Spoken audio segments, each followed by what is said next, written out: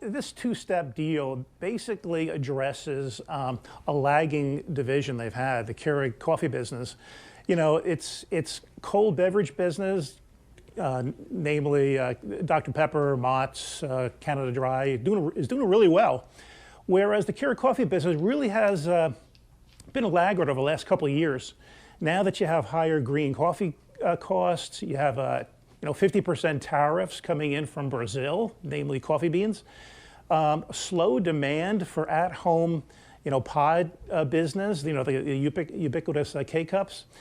And it really has painted a dismal picture for that division in the second half. So rather than try to sell it, and I don't know if they try to do that, but rather than try to do that at a low multiple, what they're trying to do cleverly is team it up with JDE Peet, which is the #2 coffee producer in the world, behind only Nestle, but mostly big in Europe.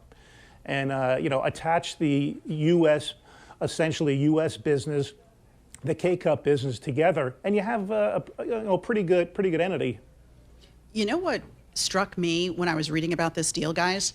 Dr Pepper was the second most popular soda in the U.S. last year. Is that right? Behind Coke and ahead of Pepsi. I did not know that. I can't remember the last time I drank a Dr Pepper. Well, if you're in Texas, that's like the state drink down there. Is it now? Yes. All right. Yep. So, but Ken, the question here is, talk to me about the beverage side, the soda side here, because I know bottled water has sort of been eating their lunch, the overall industry, right, for years now, outpacing the sales of soda. So what's the health of that side of the business?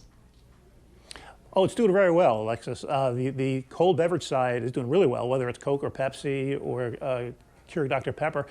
Particularly those three companies, because distribution is everything. These three companies have national footprints, so they can reach all the outlets, whether it's fountain drinks or traditional supermarkets, vending, whatever.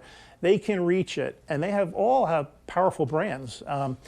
As you said, Dr Pepper has really been coming on strong over the last couple of years, and they have other powerful brands.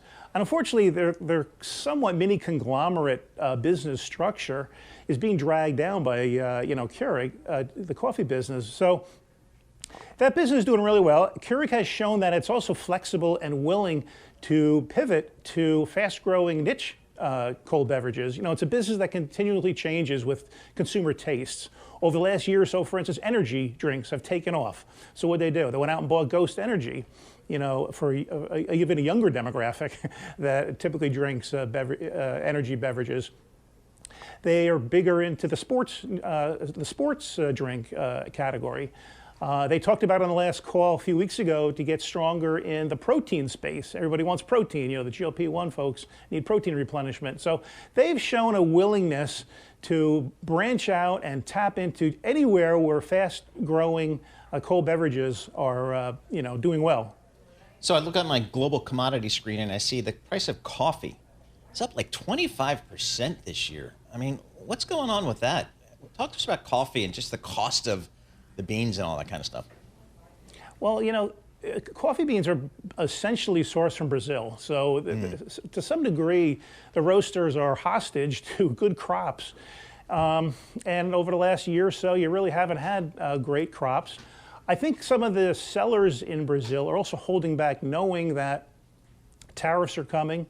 And they're not going to get what they would like to get, and that's exacerbating the run-up that you've seen over the past 6 months, a year in coffee beans.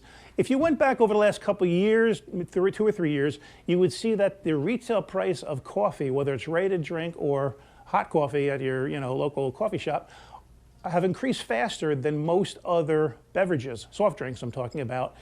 So you're even seeing some consumers or switching from, say, like cold brew, cold coffee, to move to energy drinks. It's more cost effective. So the coffee producers have a conundrum. Do they continue to raise prices and get flat or lower volumes, or do they eat that margin?